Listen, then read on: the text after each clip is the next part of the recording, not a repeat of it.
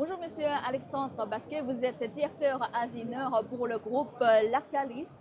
Alors, dites-nous, c'est pas votre première participation pour vous personnellement et pour la marque, c'est combien de fois?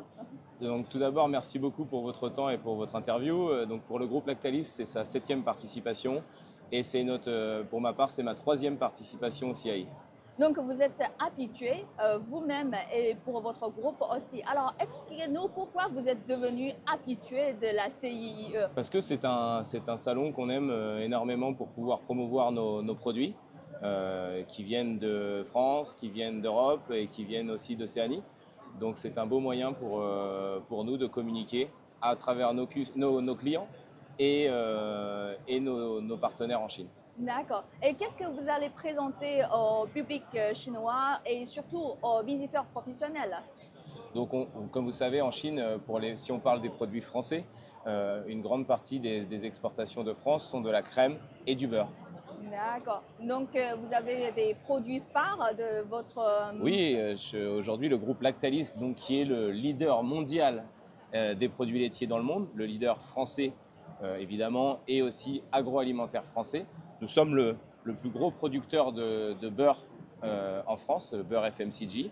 Et donc, nous sommes très fiers de mettre en avant ce beurre président que nous vendons en Chine. C'est d'ailleurs un beurre qui vient de la région dont je suis né, en Normandie. Et donc, quelle est votre attente pour le marché chinois? D'après vous, est-ce que c'est un marché prometteur qui a encore beaucoup de potentiel? Bah, écoutez, si on veut parler du beurre et de la matière grasse, la consommation hors foyer, notamment à travers la boulangerie et la pâtisserie, continue de croître en Chine. Donc on espère que la mise en avant et la promotion des bons produits français permettra d'intégrer du beurre dans les croissants chinois. Donc nous, on espère que le développement de la consommation de fromage naturel en Chine va permettre à notre entreprise de croître sur ce marché. D'accord. Et par contre, il y a une tendance de protectionnisme dans beaucoup de marchés qu'on peut observer dans quatre coins du monde. Quelle est votre analyse sur cette tendance qui n'est pas très favorable à l'ouverture aux échanges? Bah nous, écoutez, on fait tout notre possible pour le commerce international continue d'exister. On met en avant les produits français, les produits italiens, les produits européens, parce que vous savez que Lactalis, c'est une société qui a 270 sites de production dans 51 pays du monde, Dont la Chine? dont la Chine. Donc on D'accord. produit aussi en Chine des produits.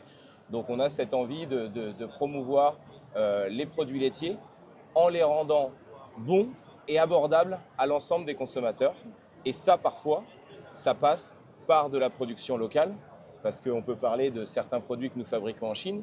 C'est des produits qui ne sont très difficilement exportables hors l'exportation via l'avion. Vous voyez, parce que la DLIO des produits est très courte. Donc le seul moyen de les rendre accessibles aux consommateurs chinois, c'est de les fabriquer localement.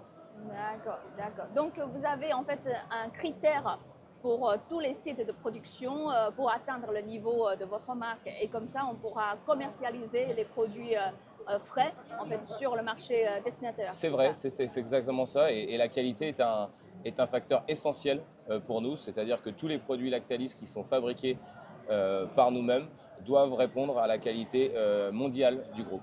Quelle est votre attente pour cette édition de la CIE?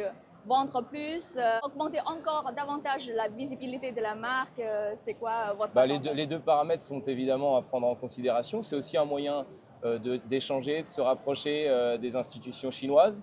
Donc on voit ce salon c'est aussi un moment d'échange pour l'entreprise et pour nos marques avec les consommateurs chinois.